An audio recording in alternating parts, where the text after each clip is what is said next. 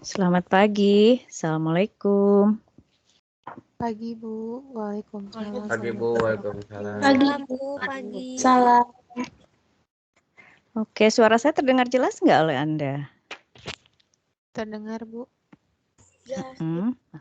Terdengar. Oke. Siap, oke.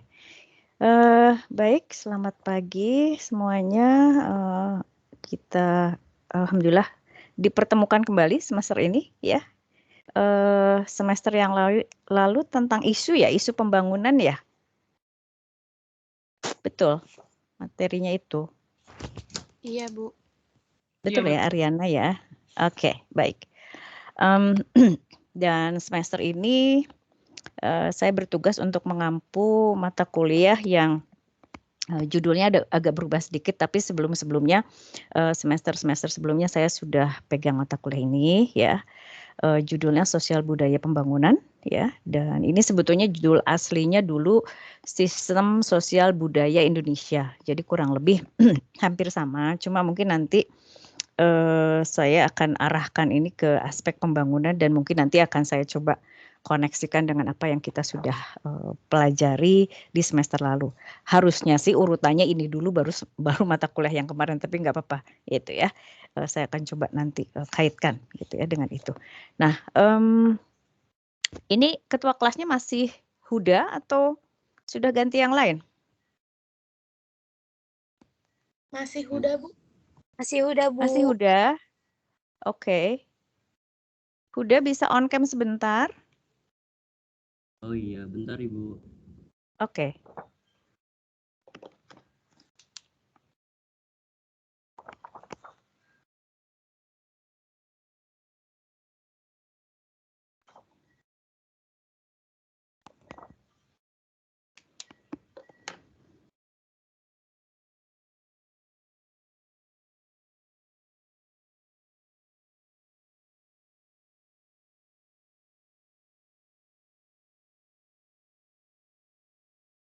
Oke. Kenapa agak lama? Jelas bentar Bu. Ambil lampu dulu. Oke. Oke, siap deh. Boleh mau sisiran dulu, mau rapi-rapi dulu ya. Oke.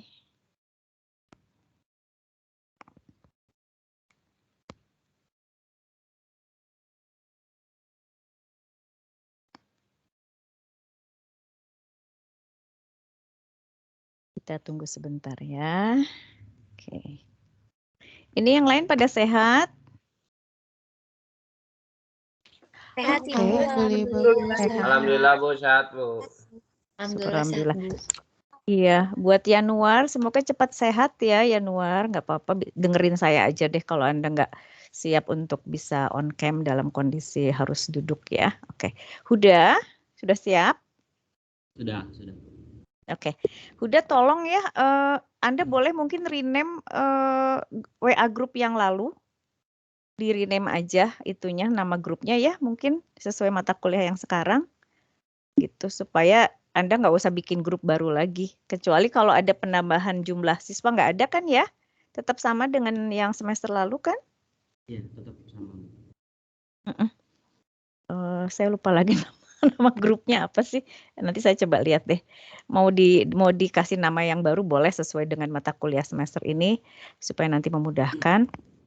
Dan nanti saya akan kembali gunakan WA group tersebut seperti semester yang lalu ya untuk share materi perkuliahan dan juga mungkin hal-hal lain yang memang perlu saya sampaikan pada Anda. Oke.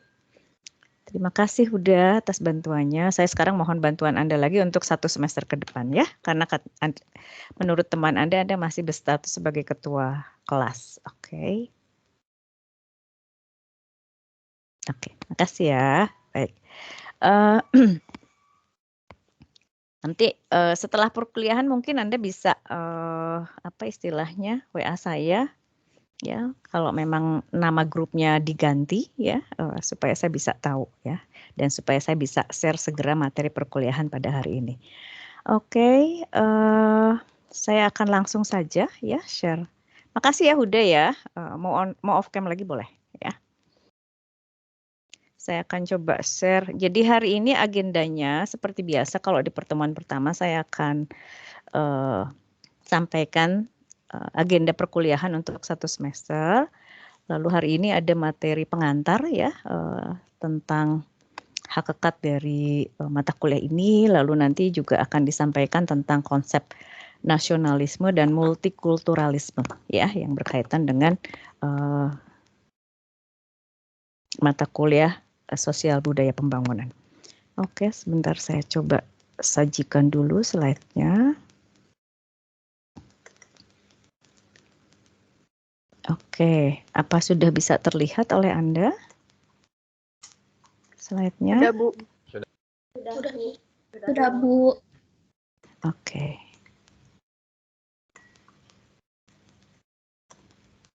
Baik, kita akan bicara tentang satuan acara perkuliahan terlebih dahulu, ya.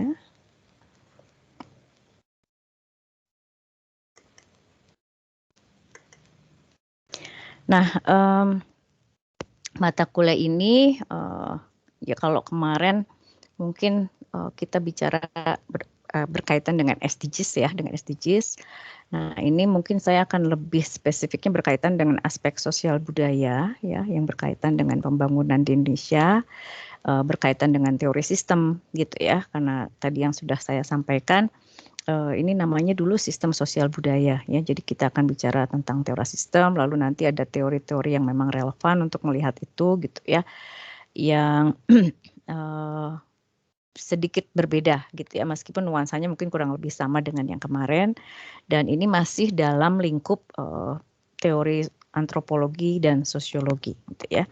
Nah, dengan menempuh perkuliahan ini diharapkan Anda nanti bisa lebih punya kemampuan lagi ya, perbendaharaan konsep dan teoritis Anda bertambah gitu ya, sehingga saya berharap kemampuan Anda untuk menganalisa problem pembangunan, masalah-masalah pembangunan gitu ya. Dan nanti mungkin akan lebih spesifik saya kaitkan dengan beberapa karakteristik masyarakat ya. Dan itu mungkin saya baru akan bahas di perkuliahan pasca UTS ya. Jadi sebelum UTS saya akan lebih banyak share tentang konsep dan teori gitu ya. Dan mungkin nanti akan dikaitkan dengan contoh-contoh kasus yang relevan dengan itu gitu ya. Oke. Nah, capaian belajarnya adalah tadi yang sudah saya katakan, Anda punya pengalaman secara punya pemahaman secara filosofis, juga mungkin dari aspek historis ya, termasuk juga pemahaman lebih dalam lagi atau lebih bervariasi lagi tentang teori sosiologi dan antropologi yang bisa Anda manfaatkan ya untuk memperkaya wawasan Anda dan mempertajam kemampuan analisa Anda terhadap fenomena sosial budaya di masyarakat Indonesia dikaitkan dengan proses pembangunan, apakah itu secara nasional, regional maupun secara lokal di daerah gitu ya. Nah itu jadi harapannya nanti Anda bisa tidak hanya menginterpretasikan apa yang terjadi, tapi Anda punya kemampuan untuk bisa mengimplementasikan itu di dalam proses analisis. Oke, seperti biasa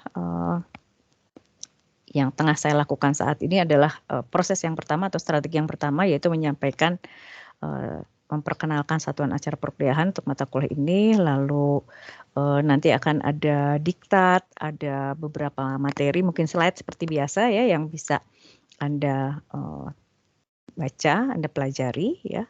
Lalu juga Anda diharapkan bisa aktif selama proses perkuliahan ya, tidak hanya hadir tapi silakan kalau memang Anda ingin bertanya atau ada ketidakjelasan dari apa yang saya sampaikan, silakan Anda bisa tanyakan di kelas, atau misalnya Anda mau share sesuatu gitu ya, yang Anda mungkin alami atau yang Anda temukan dalam apa istilahnya kondisi secara empiris nyata gitu ya, silakan Anda juga bisa sampaikan gitu ya. Jadi itu berkaitan dengan poin yang keempat. Lalu nanti akan ada penugasan seperti biasa, tugasnya ada 2, tugas individu ya. Jadi ini tugas akan diberikan sebelum UTS dan satu lagi setelah UTS gitu ya. Lalu ada ujian UTS dan UAS ya, seperti itu. Oke, nah ini adalah medianya ya, medianya. Jadi saya akan gunakan 2 media saja. Saya tidak akan lagi gunakan e-study karena kemarin sempat berkendala. Sehingga saya harus apa istilahnya menggunakan MS Team untuk upload berkas ujian, dan ternyata itu lebih membantu, lebih memudahkan juga ya. Jadi saya akan gunakan 2 media saja, MS Team dengan Siakat ya. Nah, untuk MS Team ini kita gunakan untuk perkuliahan online ya. Ini seperti biasa bisa 50, bisa 60 menit, bisa mungkin lebih dari itu ya. Saya berusaha untuk bisa di bawah dari 2 jam lah gitu ya. Seperti itu supaya mungkin tidak terlampau memakan kuota yang cukup banyak untuk Anda gitu ya. Jadi insya Allah kita ketemu setiap minggunya sekitar 50 sampai 60 menit atau lebih dari itu sedikit gitu ya. Oke, lalu MS Team juga nanti akan saya gunakan untuk media upload berkas ujian. Jadi nanti UTS dan UAS-nya akan diupload lewat MS Team juga gitu ya. Jadi nanti akan saya share soalnya biasanya di di WA group ya, di WA group. Lalu nanti Anda bisa upload ujian berkas ujiannya di MS Team ya, baik untuk UTS maupun UAS ya. Lalu di Siakat juga biasanya, ini saya kurang satu lagi medianya, harusnya WA group ya, saya belum tertuliskan. Jadi Siakat ini akan spesifik sebetulnya saya gunakan untuk pengumpulan berkas tugas gitu ya, pengumpulan berkas tugas, termasuk juga mungkin petunjuk untuk tugasnya juga saya bisa upload di situ gitu ya. Tapi untuk slide biasanya slide dan materi perkuliahan yang mungkin tidak terlampau banyak memakan apa istilahnya tidak terlampau besar kapasitasnya gitu ya. Nah, itu akan saya share di WA group ya. Tapi kalau sekiranya agak besar mungkin saya bisa masukkan ke Siakat, atau nanti saya minta tolong Huda atau teman yang lain yang bisa share alamat email supaya saya bisa sampaikan gitu ya, seperti itu. Jadi mohon maaf nih kurang satu lagi, yaitu WA group kelas ya. Jadi WA group kelas akan digunakan untuk share slide atau bahan-bahan yang memang bisa memungkinkan di-share di situ. Kalau tidak saya akan coba masukkan di Siakat, kalau tidak memungkinkan nanti saya akan juga minta bantuan untuk share lewat email gitu ya, seperti itu. Tapi yang jelas Siakat akan saya gunakan untuk media mengupload tugas ya, mengupload tugas. Oke. Bisa jelas sampai di sini? Ada yang mau ditanyakan dulu mungkin oleh Anda? Halo? Belum ada Ibu. Belum ada ya. Jelas ya sampai sini. Oke. Yang berikutnya masih ingat dong nama saya ya, nomor telepon mungkin masih dicatat juga, alamat email juga mungkin masih ada. Kalau yang terlupa boleh mungkin dicatat kembali ya, alamat email dan nomor HP, dan nanti kalau WA grupnya mungkin sudah diganti namanya, silahkan Anda juga bisa share di situ gitu kalau ada sesuatu, atau Anda boleh DM saya kalau misalnya ada hal-hal tertentu yang mungkin Anda agak kagok kalau share di grup ya, boleh Anda silahkan bisa DM saya gitu ya. Oke. Yang berikutnya ya, nah ini ada sedikit perubahan gitu ya. Saya ingin memberikan bobot untuk tugas itu lebih banyak gitu ya, lebih besar gitu ya. Sehingga saya di sini merevisi komponen penilaian, bukan di sini mungkin bukan hanya kehadiran ya, tapi juga keaktifan ya. Kehadiran dan keaktifan Anda selama sebelum UTS dan setelah UTS gitu ya. Nah, ini di situ saya akan berikan masing-masing bobotnya 2,5%, jadi total dari itu semua adalah 5% gitu ya. Tapi biasanya di Siakat nanti akan dihitung berbeda gitu ya. Nah, silahkan Anda bisa optimalkan di sini, jadi tidak hanya hadir pasang badan, tapi saya sekarang akan akomodir teman-teman yang memang aktif bertanya, aktif berkontribusi di kelas juga gitu ya. Jadi kalau kehadiran taruhlah misalnya saya kasih poin 90 gitu ya. Nah, kalau Anda yang aktif gitu ya, berpartisipasi, bertanya gitu ya, di kelas, nilai Anda bisa lebih dari segitu, bahkan bisa tidak menutup kemungkinan mungkin lebih dari 100 gitu ya, seperti itu. Jadi silahkan Anda bisa optimalkan itu. Nah, untuk penugasan kalau semester lalu saya mungkin kenakan ini 30% sama dengan UTS dan UAS ya.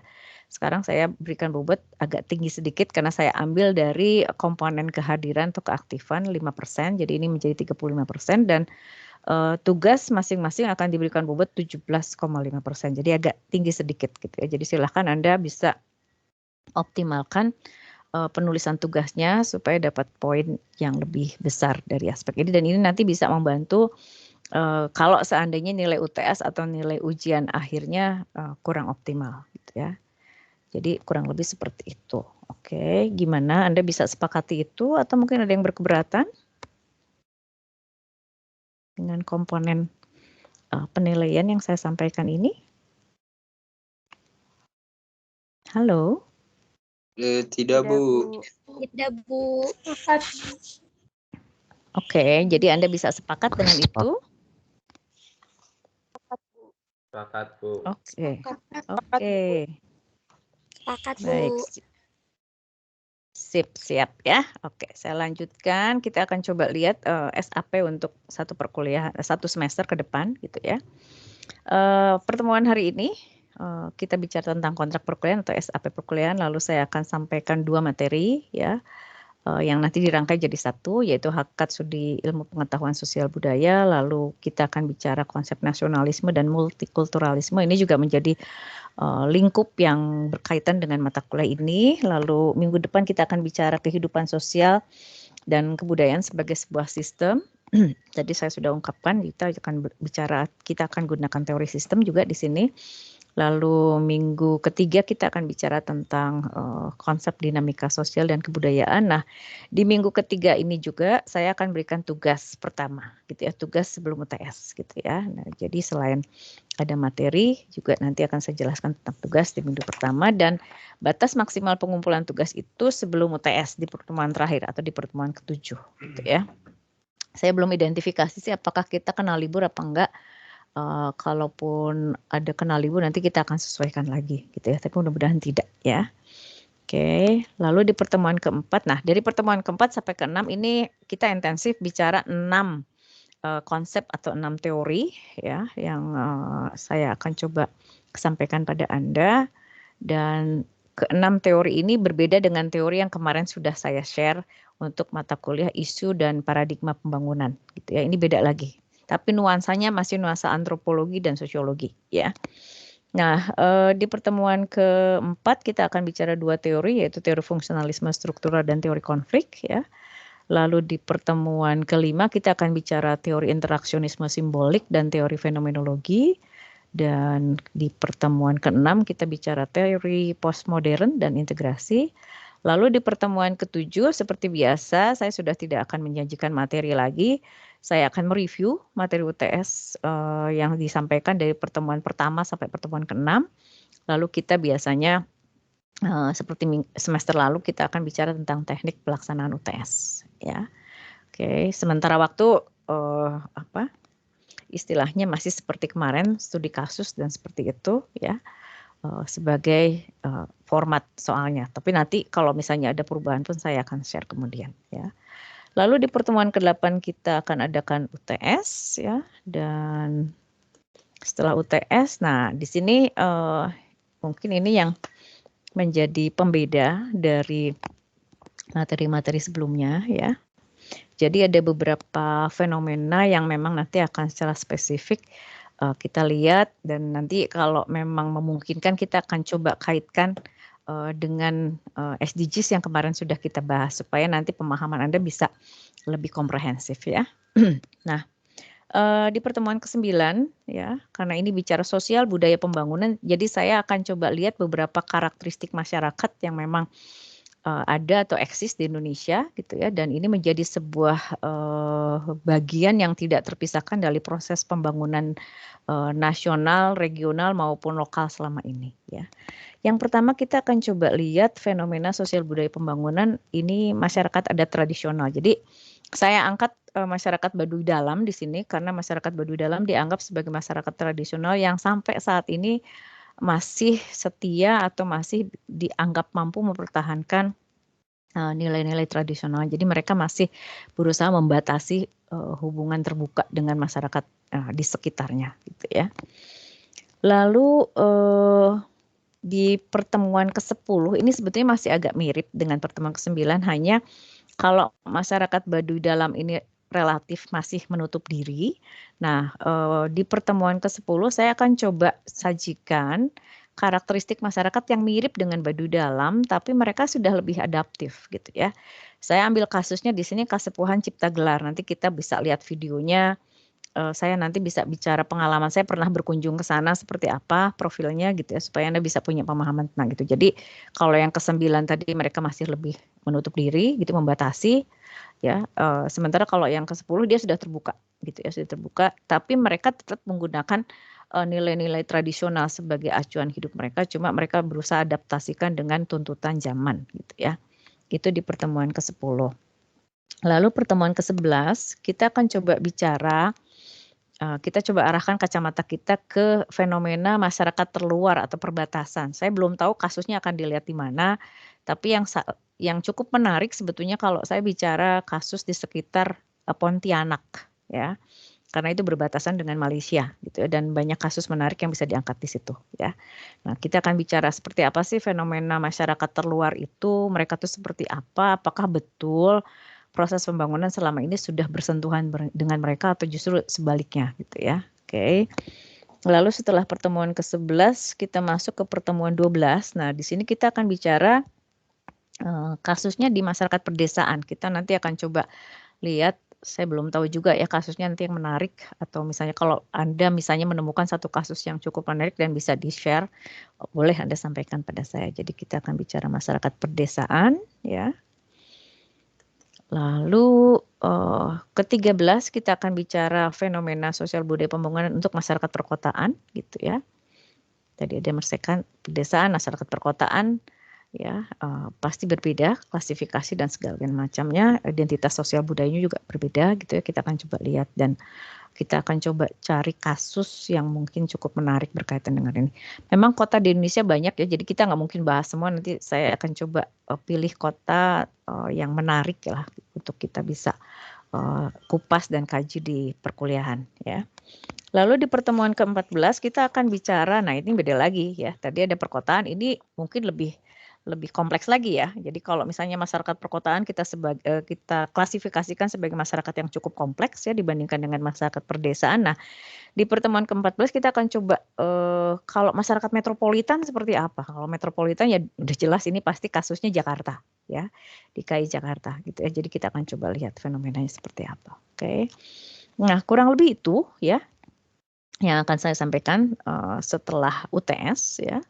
Dan di pertemuan ke-15 seperti biasa kita akan mereview materi menjelang UAS, dan ini adalah materi yang disajikan pasca UTS ya. Lalu nanti teknis pelaksanaan UASnya seperti apa. Nah, tentu saja nanti di ujian akhir semester ini pembahasan kasusnya akan berkaitan dengan materi yang tadi ya, materi yang disajikan setelah UTS, bicara tentang fenomena sosial budaya pembangunan di masyarakat tertentu. Oke. Sampai di sini ada yang mau ditanyakan dulu enggak?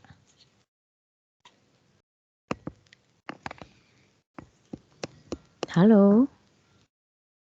Belum ada, Bu. Belum ada? Belum ada, Oke. Bu. Siap, mudah-mudahan itu pertanda kalau jelas ya. Oke. Sekarang kita bicara tentang tugas.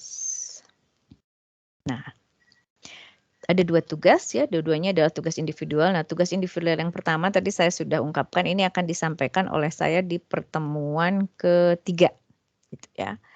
Dan ini dikumpulkan sebelum UTS ya. Nah, ini waktunya cukup lama ya, dimulai dari pertemuan ke-3 sampai pertemuan ke-7 maksimal gitu ya, itu batas terakhirnya ya. Temanya tentang nasionalisme. Nanti soalnya seperti apa saya akan share di pertemuan ke-3 gitu ya.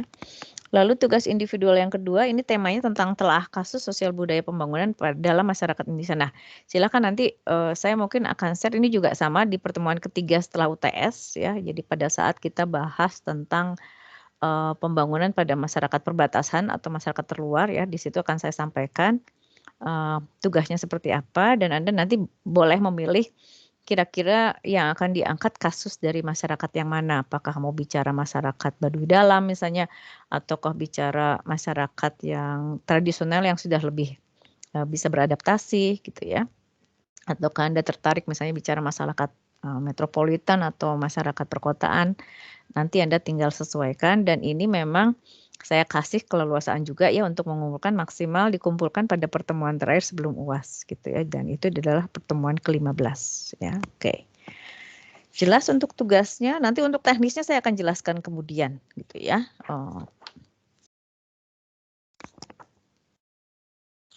Ada yang mau ditanyakan dulu untuk tugas mungkin?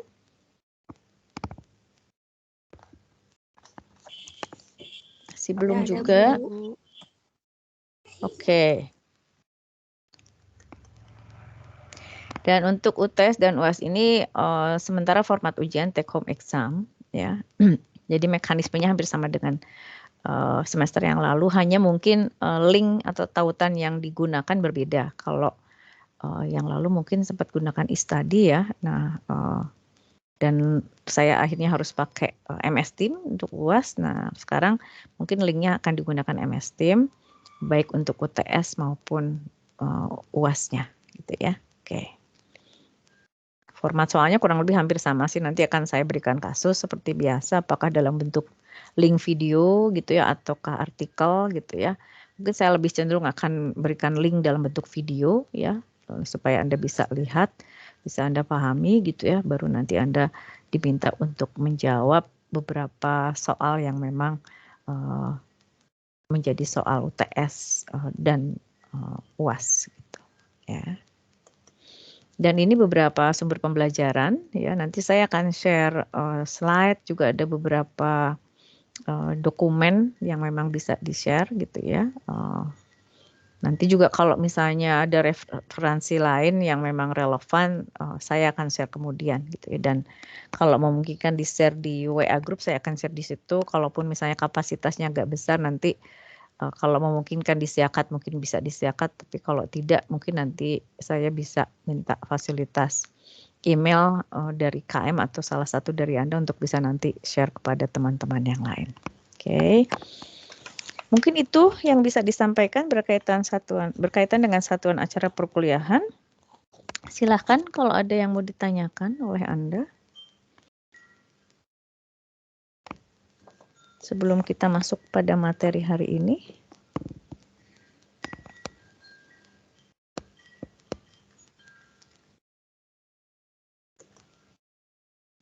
Belum ada juga? Belum ada, Bu. Belum, Bu. Oke. Baik, kalau gitu saya langsung nayangin yang ini ya, yang materi perkuliahan hari ini ya. Oke. Nanti boleh pada saat penayangan, kalau memang ada yang mau ditanyakan, Anda langsung tanyakan.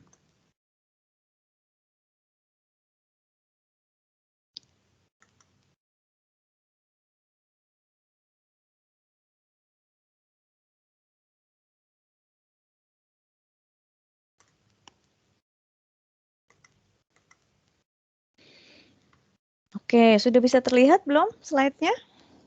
Saya izin minum sebentar. Sudah, Bu. Sudah, Bu. Sudah, Bu. Sudah.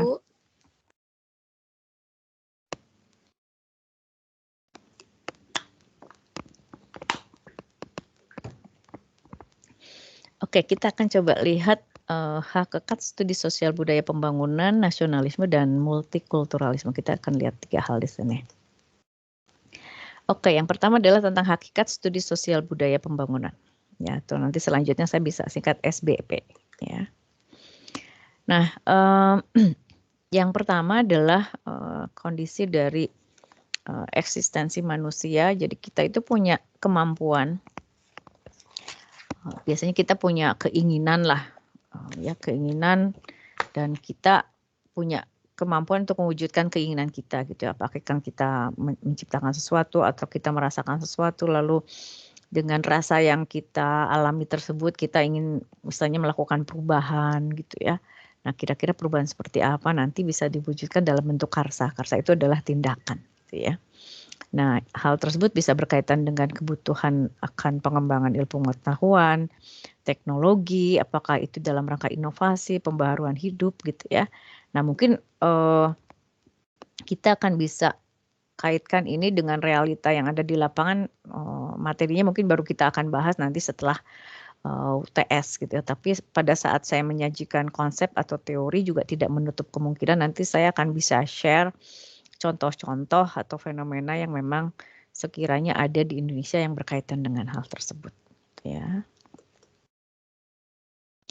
Nah, jadi kalau saya coba kutip ada satu teori yang mengatakan bahwa masyarakat di dunia itu tidak ada yang tidak berubah, sekecil apapun perubahan itu, gitu ya. Jadi perubahan adalah satu hal yang kita akan temukan dimanapun itu. Nah, kalau tadi saya sempat menyinggung masyarakat Baduy dalam yang relatif tertutup dan membatasi perubahan yang terjadi, kita nih akan coba analisis gitu ya, apakah betul seperti itu? Karena kemarin sempat juga ada apa ya? Ada satu kasus ya, ada warga Baduy dalam yang sakit parah gitu ya. Lalu mereka menolak bantuan pengobatan dari pihak luar gitu ya. Jadi mereka melakukan pengobatan secara tradisional tapi fatal gitu ya. Jadi si warga Baduy dalam ini nyaris meninggal dunia gitu sampai akhirnya pemuka adat di sana memutuskan untuk menerima bantuan dari luar. Tapi tetap eksekusinya harus dilakukan di masyarakat Baduy dalam. Jadi dia membolehkan, saya lupa lagi itu petugas medis, istilahnya dokter ya, untuk melakukan pengobatan. Jadi sebetulnya kalau dikatakan relatif sangat tertutup, mungkin sekarang sudah relatif berubah gitu ya. Tapi kan kita coba lihat lagi nanti gitu ya. Tapi yang jelas di sini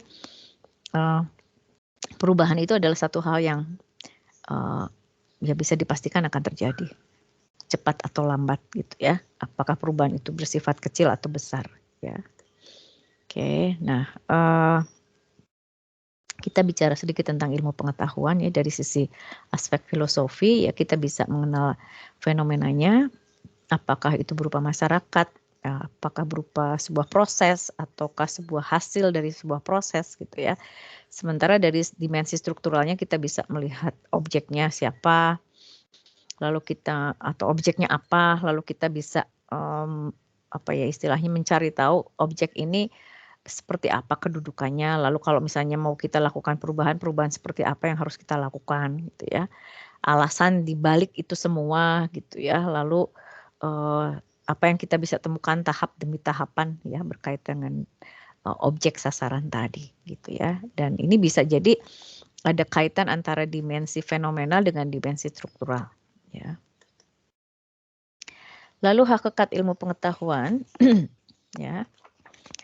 Jadi sains itu dimulai dari mungkin kita merasa sanksi, kita merasa ragu gitu ya, lalu kita perlu mencari sebuah kepastian gitu ya. Nah, mungkin bisa dimulai dari situ, bisa berkaitan dengan hal yang sifatnya mungkin tadinya gaib gitu ya, lalu kita coba identifikasi apakah memang secara empirik itu betul bisa dibuktikan atau tidak gitu ya.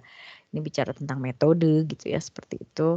Lalu juga biasanya penjelasan secara saintifik itu sifatnya lebih detail, sistematis, dan bersifat objektif dan praktis ya, bisa diterapkan. Lalu sains juga relatif berubah ya, tidak senantiasa statis berada dalam kondisi tertentu gitu ya. Tentu saja ini berkaitan dengan waktu ya. Lalu sains juga terbuka bagi siapapun untuk bisa mengubahnya, mengulangnya, menolaknya gitu ya. Jadi kalau misalnya ada sebuah teori misalnya nanti yang akan saya sampaikan lalu ada mungkin ahli yang tidak setuju atau misalnya ada anggota masyarakat yang tidak setuju atau kurang pas dengan teori itu lalu dia bisa membuktikan kalau teori itu dianggap sudah kurang relevan, itu bisa dilakukan. Itu berkaitan dengan hakikat yang kelima. Lalu hakikat yang keenam adalah kebenaran saintifik itu bersifat relatif, tergantung kita fondasinya pakai fondasi apa. Karena beda landasan filosofi, beda landasan konseptual itu akan berbeda juga hasilnya gitu ya. Jadi tidak bisa kita misalnya mengklaim yang punya saya, temuan saya lebih benar daripada yang lain gitu ya. Benar mungkin dari sisi satu konsep atau teori tertentu, tapi kalau kita bandingkan dengan konsep atau teori yang lain mungkin bisa jadi berbeda gitu ya. Jadi tidak ada kebenaran yang sifatnya absolut secara saintifik gitu ya. Jadi itu bisa ditumbangkan, bisa tadi ditolak gitu ya, seperti itu. Oke. Nah, demikian juga dengan konsep atau teori yang nanti akan kita gunakan dalam perkuliahan ini ya. Oke, selanjutnya jelas sampai di sini sebelum saya masuk pada konsep nasionalisme?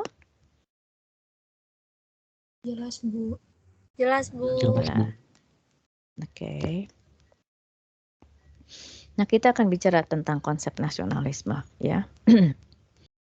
Pernah dengar konsep ini sebelumnya? Pasti dengar dong, ya. Ini mungkin sering banget kita dengar, dan kalau bicara nasionalisme, apa sih yang terpikirkan oleh Anda? Cinta tanah air, Bu. Cinta tanah air, oke. Selain itu, cinta tanah air itu wujudnya kayak seperti apa ya? Maaf, ini siapa? Ariana. Ariana. Ariana, cinta tanah air itu kayak apa sih? Contohnya? Contohnya kayak contoh tingkatnya itu kayak kita tuh kayak cinta produk-produk dari lokal gitu, Bu. Itu menurut saya udah kayak termasuk sifat salah satu nasionalisme. Salah satu perwujudan dari nasionalisme. Oke. Ya. Anda seperti itu kah? Pakai sepatu produk Indonesia? Mungkin ke hal-hal yang kayak sepatu gitu belum, Bu. Tapi kayak kalau seperti apa? Kita misalnya lagi datang ke satu wilayah gitu, saya suka beli yang sama orang lokal itu buat kayak untuk oleh-oleh, untuk ciri khas daerah. Oke. Jadi lebih ke sharing kayak souvenir gitu ya mungkin ya, di tepatnya ya. Tapi pakai produk untuk misalnya apakah baju ataukah sepatu ataukah tas, itu belum ke situ atau udah mulai ke situ? Untuk beberapa belum ke situ, tapi ada beberapa juga yang udah mulai ke situ. Oke, baik. Itu salah satu contohnya. Makasih ya Ariana. Yang lain mungkin ada yang mau kasih komentar? Kalau ditanya tentang nasionalisme, apa sih yang terpikirkan oleh Anda? Oke, konsepnya betul. Salah satunya adalah cinta tanah air. Cinta tanah air itu gimana sih perwujudannya gitu ya? Apakah nyanyi lagu Indonesia Raya setiap hari gitu ya? Ataukah apa gitu ya? Seperti apa? Memakai bahasa Indonesia yang baik dan benar, Bu. Oke, ini siapa nih? Diva, Bu. Diva, pakai bahasa Indonesia yang baik dan benar. Oke. Itu Anda lakukan sekarang? Sudah Anda lakukan? Sudah dilakukan, Bu. Oke. Terus kalau misalnya kita pakai bahasa daerah termasuk ke dalam konsep itu nggak sih? Termasuk, Bu, kalau menurut Diva, karena kan itu bahasa masuk ini gitu, Bu, masuk ke wilayah Indonesia dan itu juga, tapi masuk ke penting dalam nggak wilayah. sih kita masih tetap masuk dalam konteks nasionalisme ya menurut Diva? Iya, Bu, masuk. Karena kan kalau misalnya kita tidak memakai bahasa daerah untuk untuk berbicara atau berkomunikasi dengan orang desa gitu, Bu, yang pasti gitu pakai bahasa daerah, itu kan nggak boleh hilang gitu, Bu, kalau kata Diva. Jadi nggak boleh hilang bahasa daerahnya. Oke. Kalau saya boleh tanya, Diva asal mana suku bangsanya? Sunda, Jawa? Kalau Diva Jawa, Bu, ayah, ibu Jawa gitu. Cuman tinggal di Bandung. Bisa ngomong bahasa Jawa nggak? Bisa, Bu. Bisa. Fasih? Enggak, kalau fasih enggak, tapi bisa, Bu, gitu. Cuman logatnya ke Sunda karena seringnya Sunda, tapi bisa bahasa Jawa gitu, Bu. Oke. Kalau bahasa Sunda bisa kan? Bisa bahasa Sunda. Oke, baik ya. Kasih Diva ya. Oke, itu beberapa komentar ya. Jadi betul, nasionalisme itu tidak hanya bicara misalnya tadi dalam konteks bahasa Indonesia. Sebenarnya kita melestarikan budaya daerah. Salah satunya adalah bahasa daerah juga adalah aspek dari itu semua gitu ya. Jadi kita patut bersyukur sih kita tinggal di Indonesia, kita punya bahasa ratusan gitu ya. Dan itu sebenarnya bikin iri banyak orang gitu ya.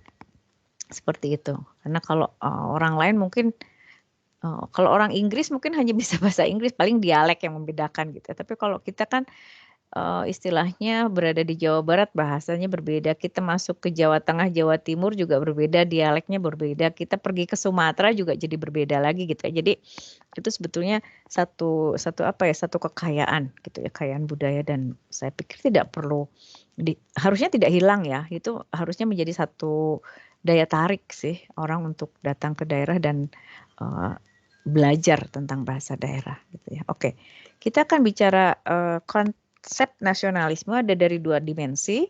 Yang pertama dari dimensi antropologi dan yang kedua adalah dari dimensi politik. Nah, dari dimensi antropologi ini ada satu ahli yang disebut dengan Benedict Anderson. Dia seorang antropolog ya. Jadi menurut dia nasionalisme kalau dari perspektif antropologi ini bicara tentang kesetiaan, komitmen, ikatan emosional, perasaan kita kepada satu konsep yang disebut bangsa. Jadi kalau kita mengklaim sebagai WNI, kita cinta nggak sih sama bangsa kita, sama negara kita gitu ya. Dan perwujudan rasa cinta ini bisa bermacam-macam gitu ya. Dengan kita loyal misalnya jadi WNI, dengan kita tadi misalnya melestarikan budaya daerah gitu ya, dengan kita pakai bahasa nasional, dengan kita pakai produk dalam negeri dan sebagainya gitu ya. Jadi itu berkaitan dengan konsep secara antropologis. Nah, ada satu konsep yang cukup menarik ya di dalam ilmu antropologi yang dilahirkan oleh Anderson adalah tentang imagine communities. Jadi masyarakat yang kita hanya bisa bayangkan gitu ya. Apa sih maksudnya gitu ya. Nah, kita kan kita tahu betul kalau yang namanya Indonesia itu kan dari Sabang sampai Merauke gitu ya. Jadi kalau misalnya kita dikatakan bersaudara secara kultural, budaya itu oke. Tapi sekarang begini, kalau misalnya Anda ditanya, kenal nggak sih sama orang yang tinggal di Aceh? Mungkin kalau Anda punya saudara di sana ya Anda bisa kenal, tapi kan Anda tidak sangat tidak mungkin lah kita bisa mengenal A sampai Z orang gitu ya, detail dari Sabang sampai Merauke gitu ya. Tapi kita bisa membayangkan ya, membayangkan gitu ya, bahwa kita tuh terikat dalam satu komunitas yang besar gitu ya. Jadi itu yang dimaksud dengan konsep imagine communities. Jadi kita tidak harus selalu mengenal orang dari Sabang sampai Merauke satu persatu dan itu tidak akan mungkin kita lakukan gitu ya. Kalau kita tanya sama Pak Jokowi juga, Bapak kenal nggak sih rakyatnya dari Indonesia di Indonesia, seluruh Indonesia dari Sabang sampai Merauke? Saya pikir Pak Jokowi akan bilang nggak tahu gitu ya. Dia mungkin hanya kenal orang-orang tertentu saja gitu. Tapi kita bisa membayangkan kalau kita semua bersaudara. Gitu ya. Sehingga pada saat kita bertemu ya kita merasa ada ikatan di situ gitu ya. Nah, itu yang dimaksud dengan pemahaman nasionalisme dari perspektif atau dimensi antropologis gitu ya. Oke.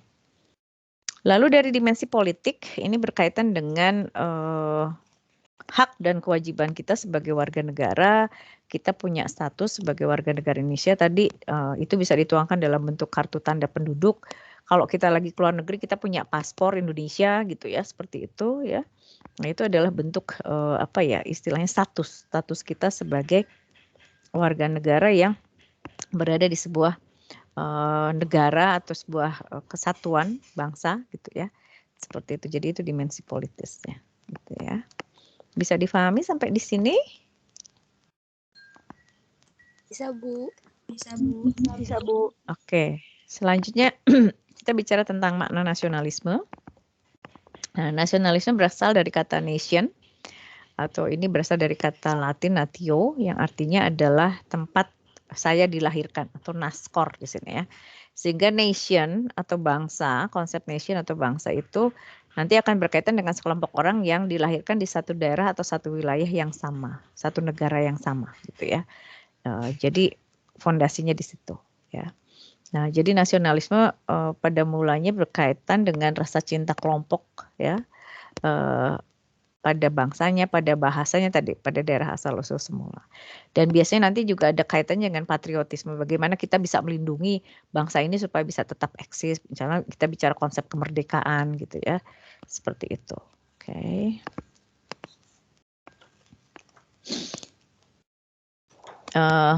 Kalau mungkin Anda menyimak berita terakhir itu, saya juga nanti mungkin kita patut cari informasi yang lebih detail lagi ya. Nanti saya bisa share kalau saya udah coba identifikasi itu. Jadi kemarin sempat ada publikasi bahwa Perdana Menteri Belanda itu meminta maaf kepada bangsa Indonesia atas penjajahan yang dilakukan.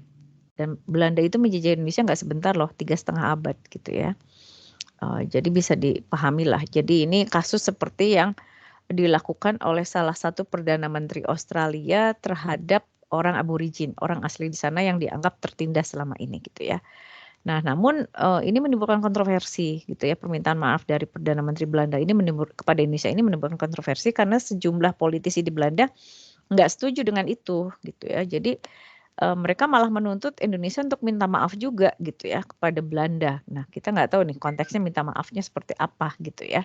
Seperti itu. Nah, kalau bicara politis ya ini biasanya akan bicara sudut pandang dari konteks yang lebih subjektif sebetulnya begitu ya.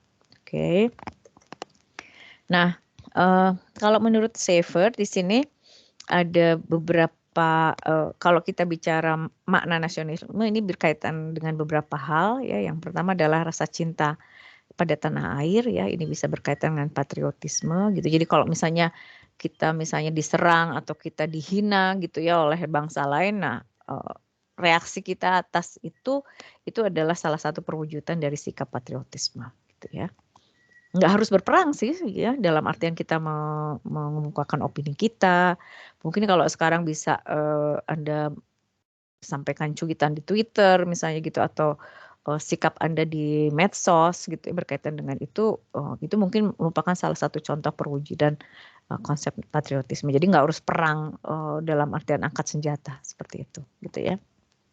Oke, jadi konteksnya lebih luas lagi kalau dalam situasi saat ini. Lalu yang kedua berkaitan dengan keinginan akan kemerdekaan gitu ya, kemerdekaan secara politis, berkaitan dengan keselamatan, presisi bangsa dan sebagainya. Lalu yang ketiga adalah bangsa yang unggul. Ya, bangsa yang unggul ini bisa secara ekonomis, bisa secara sosial budaya gitu ya. Lalu yang keempat adalah dogma ya atau ajaran yang mengajarkan pada individu untuk hidup untuk bangsanya tersebut secara eksklusif atau bicara kesetiaan gitu ya. Lalu yang kelima adalah doktrin bahwa bangsanya adalah bangsa yang dominan dan ini bisa jadi memicu mungkin yang ekstrimnya adalah tindakan agresif gitu. Seperti itu. Seperti mungkin konflik yang terjadi antara di kawasan Rusia gitu ya. Seperti itu. Nah, itu salah satu adalah tindakan agresif gitu ya. Perwujudan dari konsep nasionalisme yang memang cenderung ekstrim. Gitu ya. Lalu yang berikutnya kerangka ideologi nasionalisme bisa ada dalam menurut Apter ya, ini berkaitan dengan 3 hal secara kognitif. Ini bicara tentang konsep di dalam wawasan kita gitu ya. Lalu bicara tentang orientasi nilai, tujuan dari bangsa itu sendiri gitu ya. Lalu strateginya seperti apa gitu ya. Jadi tidak hanya konsep berpikir tapi juga kita punya mungkin visi misi gitu ya dan juga nanti strateginya untuk merumuskan visi misi yang nuansanya mengacu pada konsep berpikir itu seperti apa gitu ya. Oke, nah ternyata nasionalisme juga ada beberapa tahapan fase perkembangan ya. Di sini ada 4 fase kalau menurut Nasikun ya. Perkembangan politik kesatuan nasional politik ini zaman awal gitu kalau dikaitkan dengan bangsa kita ini pada saat masa kemerdekaan sebelum kemerdekaan gitu ya.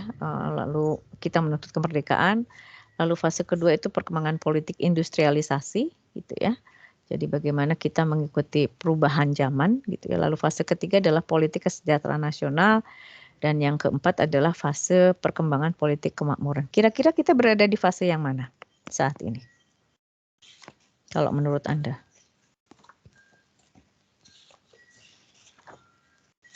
Apakah kita sudah berada di fase yang keempat? Atau belum? Halo? Kira-kira ada di fase yang mana?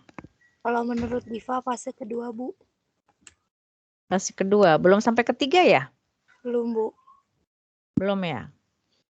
Yang lain sepakat dengan pendapatnya Diva atau ada pendapat yang lain?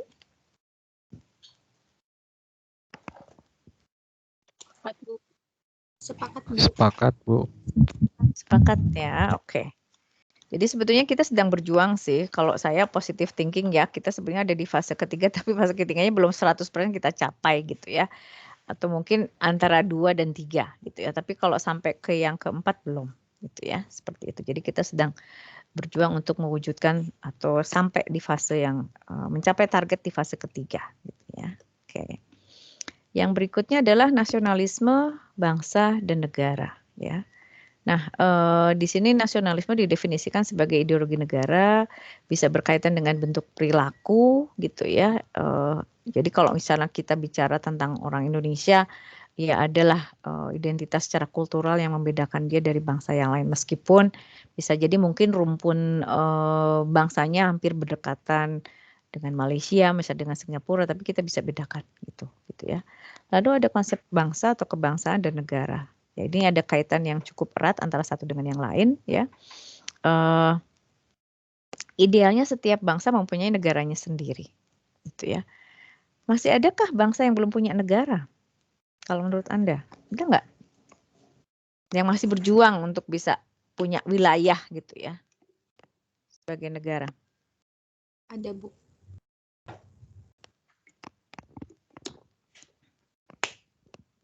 Siapa mereka? Palestina. Betul, ya. Salah satu bangsa yang masih berjuang untuk bisa punya, sebenarnya wilayahnya ada sih, tapi ini konflik ini seperti tidak pernah selesai gitu ya. Jadi mereka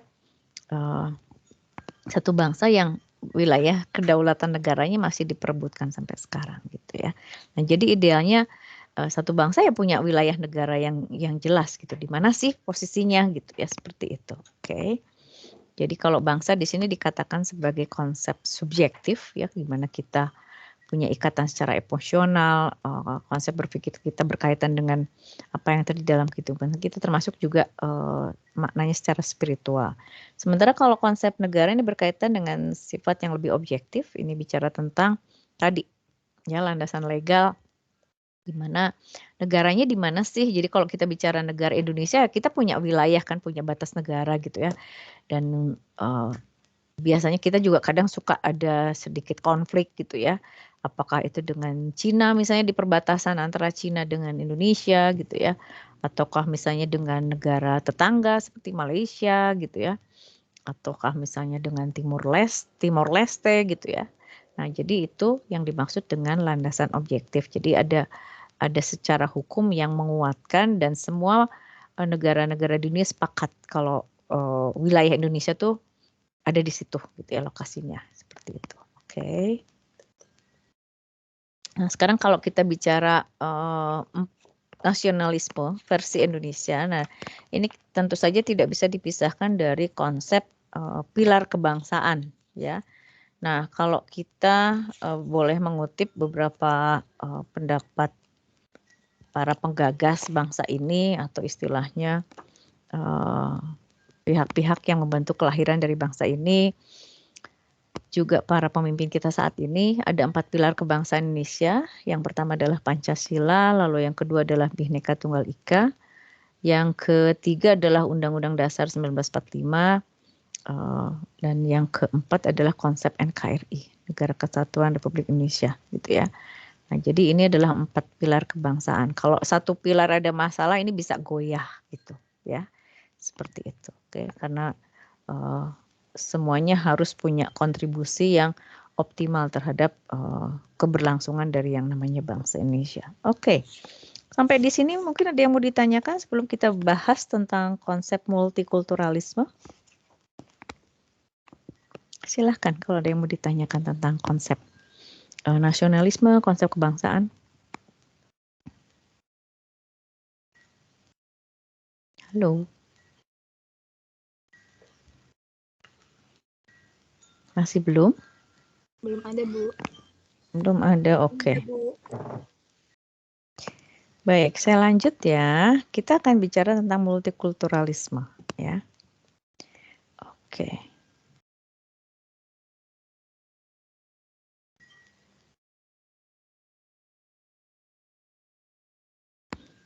Baik. Nah, di sini ada satu ilustrasi yang cukup menarik ya kalau Anda lihat di sini. Kalau dulu pada saat masa penjajahan itu ada yang disebut dengan Yung Java, Yung Manado, Yung Ambon itu adalah sebutan untuk orang-orang yang punya identitas kelompok etnis yang berbeda satu sama lain. Tapi kita semua sebagai satu kesatuan. Tadi mengacu pada satu pilar yang disebut dengan Bhinneka Tunggal Ika. Berbeda-beda tapi tetap satu gitu ya, satu kesatuan. Oke, kita bicara sekarang tentang multikulturalisme. Oke, apa yang dimaksud dengan multikulturalisme? Secara etimologis ini berkaitan dengan 3 kata. Multi, culture, dan isme. Multi artinya banyak, culture artinya budaya, isme itu paham. Jadi paham yang berkaitan dengan keragaman budaya. Ya, kurang lebih mungkin seperti itu gitu ya.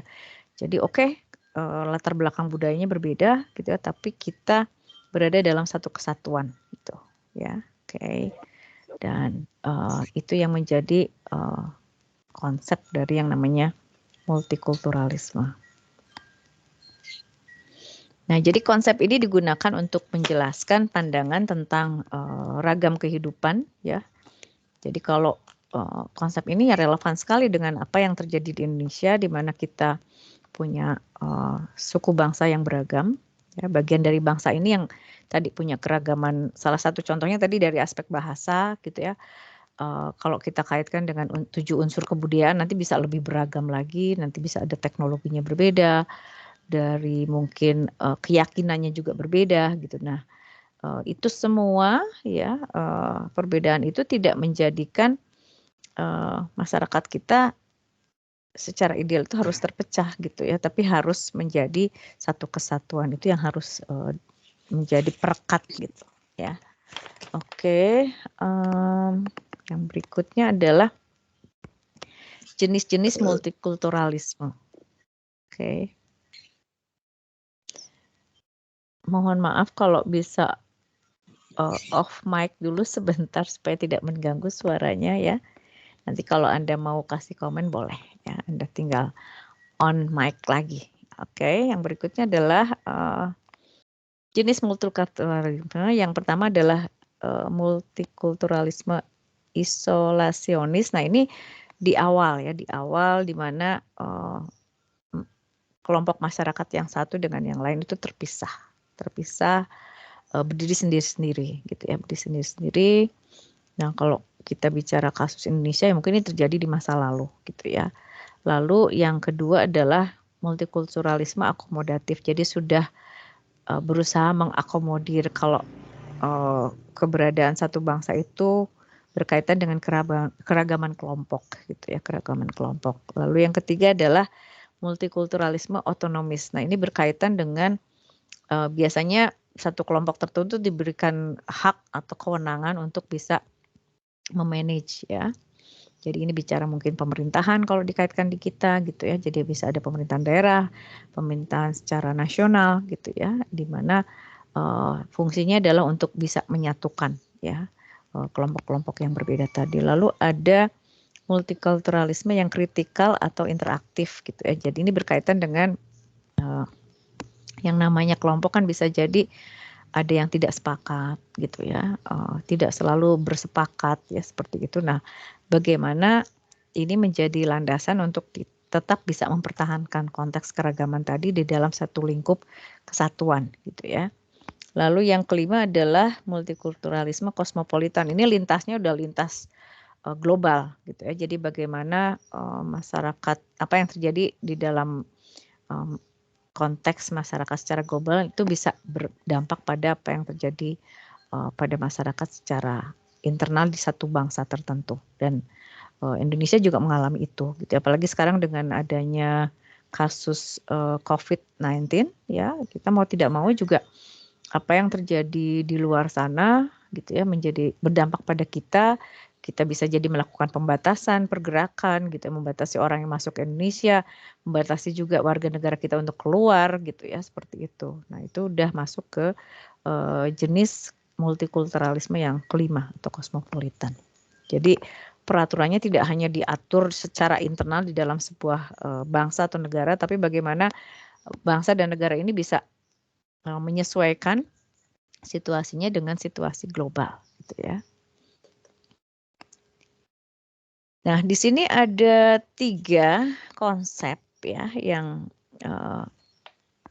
sepintas mirip ya, tapi sebetulnya ini ada apa ya istilahnya, ada pembedaan secara khusus gitu ya.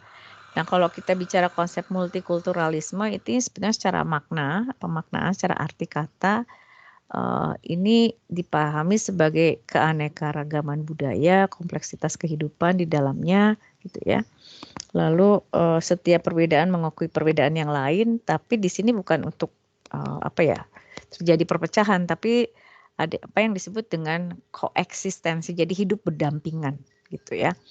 Nah, di sini berlawanan dengan istilah proeksistensi. Nah, jadi kalau yang proeksistensi ya tadi menuntut apa ya istilahnya otonomi lah, menuntut hak yang sepenuhnya gitu. Nah, kalau di Indonesia cukup rentan ini gitu. Jadi kalau misalnya orang mengklaim oh saya mau terpisah gitu ya, seperti itu. Nah, dulu pernah pada saat masa penjajahan Belanda itu ada yang disebut dengan negara serikat. Jadi konsepnya seperti negara di Amerika. Jadi ada negara-negara bagian seperti itu. Ya dulu sempat dirancang seperti itu, tapi ternyata ini justru akan membuka bahaya yang disebut dengan proeksistensi. Nanti bisa terpisah satu yang dengan yang lain. Makanya akhirnya konsep tersebut tidak diterapkan lebih lanjut gitu ya. Oke, itu untuk multikulturalisme. Lalu ada yang disebut dengan pluralisme ya. Nah, ini bicara tentang ini lebih menekankan pada, jadi ini juga sama sih mengakui adanya keragaman. Nah, kalau ini lebih menekankan pada pembagian kekuasaan gitu ya, pembagian kekuasaan yang diberikan porsi yang relatif merata gitu ya. Jadi masing-masing kelompok punya apa ya, punya kebebasan untuk bisa berkontribusi di sini gitu ya. Itu yang disebut dengan pluralisme. Lalu yang disebut dengan konsep diversitas, ini bicara perbedaan, hal yang berlainan atau keragaman gitu ya. Nah, jadi ada 3 konsep tadi ya yang mungkin secara sepintas kita bisa mana ini sebetulnya sama gitu ya, padahal sebetulnya punya apa ya istilahnya relevansi yang secara filosofis berbeda satu dengan yang lain. Oke. Yang bisa kita refleksikan dari materi yang saya sampaikan pada hari ini adalah ilmu pengetahuan itu bisa membantu kita untuk bisa memahami fenomena sosial budaya. Jadi mulai minggu depan kita akan coba bicara konsep satu persatu, meskipun kita belum masuk ke teori baru akan kita bahas di pertemuan keempat ya. Tapi kita akan bicara tentang teori sistem, kita bicara tentang konsep istilahnya perubahan budaya atau dinamika budaya kita sebelum masuk ke situ ya.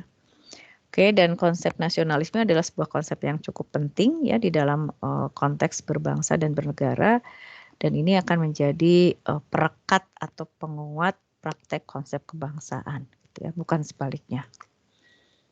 Ya. Oke, mungkin itu yang bisa saya sampaikan pada hari ini. Silahkan kalau ada yang mau ditanyakan. Ibu izin bertanya. Anda. Boleh. Firly mau tanya apa? Silahkan. Mau nanya Bu. Firly tuh masih ngelihat di beberapa daerah tuh masih orang-orang tuh masih banyak yang membeda-bedakan kayak suku sama ras gitu kan Bu. Nah kayak contohnya Firly pernah kemarin lihat di sosmed. Jadi kayak ada orang Jawa pindah ke Sumatera. Nah itu tuh bedakan gitu loh Bu, kayak dibully kayak gitu. Nah bagaimana tanggapan Ibu mengenai itu? Terima kasih Bu. Oke. Memang itu satu fenomena yang mungkin kita masih temukan ya di lapangan saat ini. Nah, dan istilahnya kembali mungkin ke kalau dari persepsi saya bicara tentang pemahaman kita tentang itu gitu ya. Nah, istilahnya dulu juga sempat ada kasus ya di daerah Kalimantan ya, di mana dulu ada program transmigrasi, kalau Anda sempat dengar program itu. Jadi dulu karena Pulau Jawa itu sangat padat ya, jadi pemerintah di masa Orde Baru ya pada zaman Pak Harto dulu itu bikin kebijakan mengadakan yang namanya transmigrasi. Jadi penduduk yang ada biasanya dari pedesaan ya, dari wilayah pedesaan yang memang cukup padat itu dikasih kesempatan untuk pindah ke wilayah-wilayah di luar Jawa, salah satunya ke Sumatera dan Kalimantan gitu ya. Nah, ya, untuk yang di Kalimantan ini waktu itu yang bertransmigrasi ini adalah orang dari Madura, ya, dari Jawa Timur. Dan di sana mereka berkonflik dengan orang Dayak yang merupakan suku asli dari Kalimantan gitu ya. Nah, kenapa sampai demikian? Kalau ditelusuri dari sebuah kajian secara antropologis, ada yang namanya aspek kecemburuan sosial budaya gitu ya. Jadi setiap masyarakat itu punya karakteristik yang berbeda, Firly ya. Jadi kayak misalnya orang Madura itu kita bisa kenali mereka adalah masyarakat yang cukup ulet gitu ya, cukup ulet. Istilahnya mereka mampu beradaptasi dengan berbagai kondisi gitu ya. Sementara kita mungkin bisa ketahui orang Dayak itu karena mereka mengklaim sebagai suku asli dan mereka memang dulu menguasai banyak wilayah, sebagian besar wilayah di Kalimantan gitu ya, sehingga mereka dan salah satu karakteristik mereka yang membedakan dari orang Madura itu adalah cenderung relatif pemalas gitu ya, karena mereka sudah dimanjakan dengan alam, mereka mengklaim diri sebagai orang asli gitu ya, seperti itu. Nah, pada saat mereka melihat orang Madura ini bisa lebih sukses padahal mereka pendatang, timbullah yang namanya kecemburuan. Sehingga waktu itu sampai timbul kontak fisik ya, dan ini memakan korban yang tidak sedikit gitu ya. Jadi kalau misalnya saya kaitkan dengan tadi yang Firly katakan, ya kita bicara tadi kecemburuan secara sosial budaya gitu. Salah satu aspeknya itu gitu ya. Dan biasanya ada kelompok-kelompok tertentu yang bisa jadi provokatornya gitu ya, seperti manas-manasin dan sebagainya, sehingga ini menjadi lebih runyam masalahnya, menjadi lebih apa istilahnya lebih meruncing lagi gitu ya. Jadi itu ya, dan memang ini menjadi apa ya istilahnya seperti pekerjaan rumah gitu ya untuk pemerintah di daerah untuk bisa apa ya meredam masalah-masalah seperti ini yang jelas memang tidak mudah gitu. Mungkin itu Firly yang bisa saya komentari. Mohon maaf kalau tidak terlampau memuaskan Anda jawabannya. Baik Bu, terima kasih. Sama-sama. Yang lain mungkin selain Firly? Ibu izin bertanya. Oke, Maya mau tanya apa? Ibu kan masih banyak bangetnya ya yang menjudge suatu ras gitu. Apakah itu termasuk suatu kriminal gitu atau kejahatan yang serius? Terus apa perlu adanya tindakan hukum untuk kasus tersebut, Bu? Oke, mungkin kita perlu lihat dulu ya, dalam artian begini Maya, kalau misalnya hanya berupa persepsi seseorang lalu dia tidak melakukan sesuatu mungkin istilahnya masih relatif aman ya gitu ya. Tapi kalau hal tersebut menjadi sebuah tindak kriminal, misalnya Anda tidak suka dengan kelompok etnis tertentu, lalu Anda bersepakat dengan orang-orang yang punya pemahaman yang sama dengan Anda untuk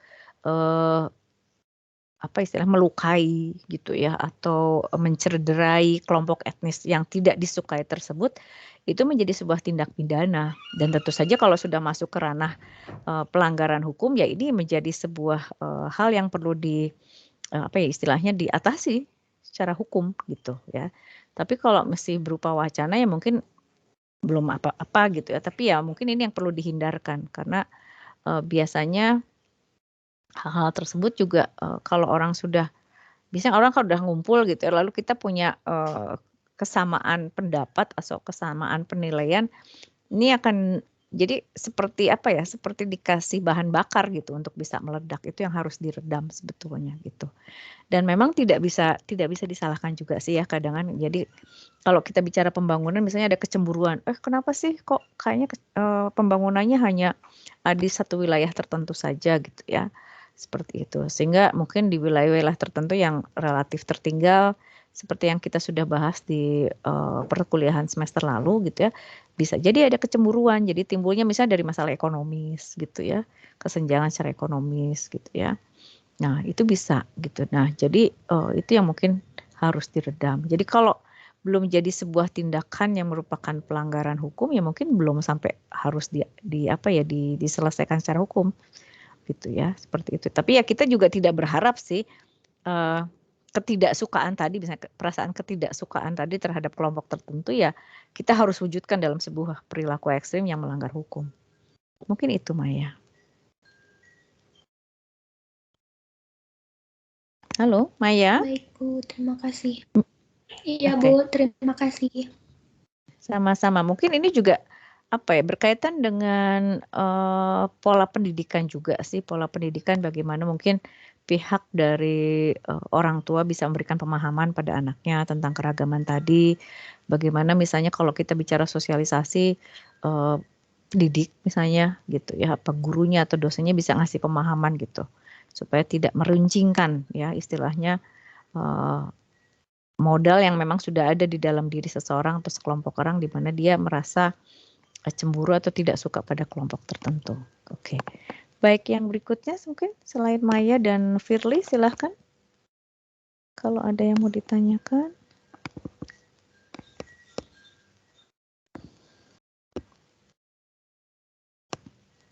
Halo.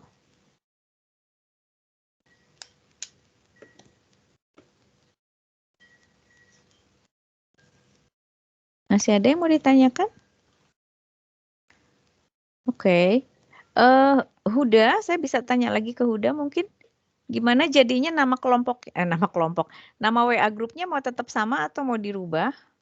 Ini udah saya rubah, Bu, namanya karena di judulnya itu cuma dibatasi 23 kata. Ini saya singkat di SBP APN U3 2021. SBP oke. Siap-siap. Iya, jadi kita lanjutkan dari materi dari grup yang lalu ya, cuma dirubah aja namanya ya, Huda. Oke. Baik. Makasih Huda ya atas bantuannya. Nanti insya Allah setelah perkuliahan ini berakhir saya akan coba share pada Anda materi yang memang kita bahas pada hari ini. Oke. Makasih Huda sekali lagi. Yang lainnya silahkan, mungkin ada yang mau ditanyakan?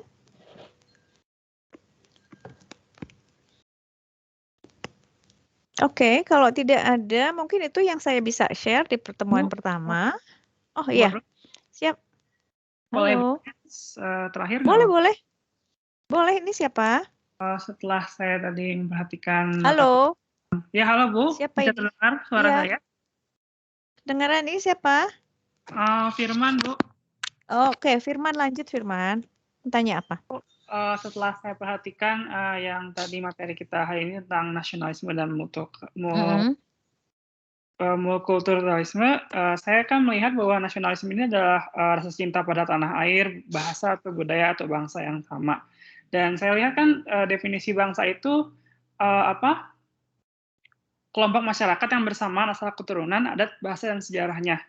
Nah, menurut Ibu, kalau pada saat kemerdekaan kita, kan kita ada dari banyak sekali suku, gitu Bu. Jadi suku Sunda, suku Jawa.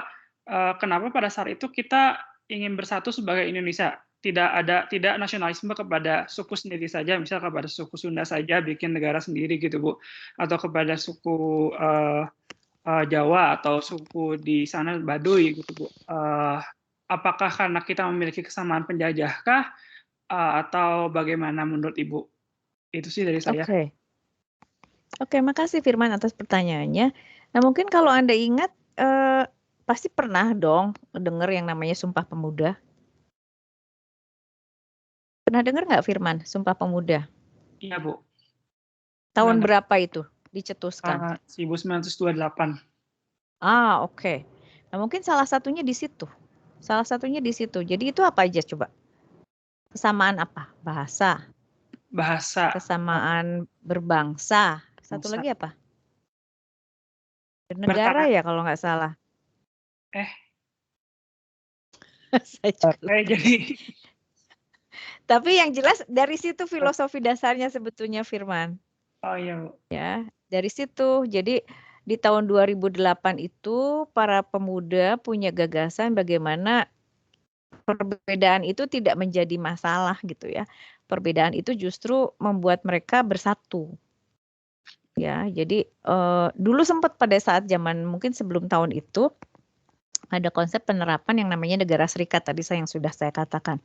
Dan ini justru memperuncing perbedaan sehingga akhirnya oleh Belanda pun itu tidak jadi diberlakukan. Jadi dulu kayak uji coba gitulah oleh Belanda gitu ya, lalu akhirnya tidak diberlakukan dan yang menjadi akar atau fondasi yang kuat kenapa bangsa ini memutuskan untuk bersatu adalah tadi ya semangat Sumpah Pemuda yang lahir 28 Oktober 1928 itu yang menjadi landasannya dan itu baru bisa dieksekusi kalau kita mau jadi merdekanya tadi ya tahun 45 gitu seperti itu ya.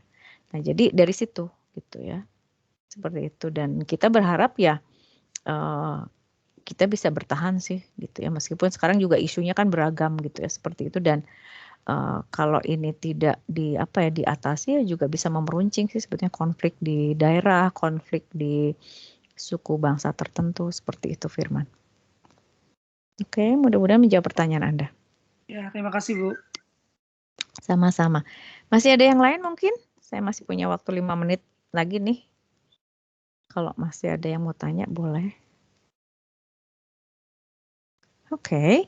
Kalau tidak ada, itu mungkin yang kita bisa bahas di pertemuan pertama. Mudah-mudahan Anda bisa pahami apa yang sudah kita diskusikan atau bahas hari ini. Dan insya Allah kita ketemu lagi minggu depan. Saya minggu depan akan bicara tentang bagaimana yang namanya masyarakat atau kesatuan sosial itu bisa dilihat dari perspektif secara sistem, gitu ya. Oke, itu saja yang bisa disampaikan. Terima kasih atas kehadiran dan partisipasinya pada hari ini. Nanti ditunggu saja saya share materi setelah perkuliahan hari ini. Dan insya Allah Anda tetap dalam kondisi sehat walafiat untuk bisa ketemu lagi dengan saya minggu depan di waktu dan link yang sama. Selamat pagi, selamat beraktivitas. Selanjutnya, wassalamualaikum warahmatullahi wabarakatuh. Waalaikumsalam Ibu, terima kasih. Sama-sama. Silahkan. Izin ya Ibu. Iya, silahkan.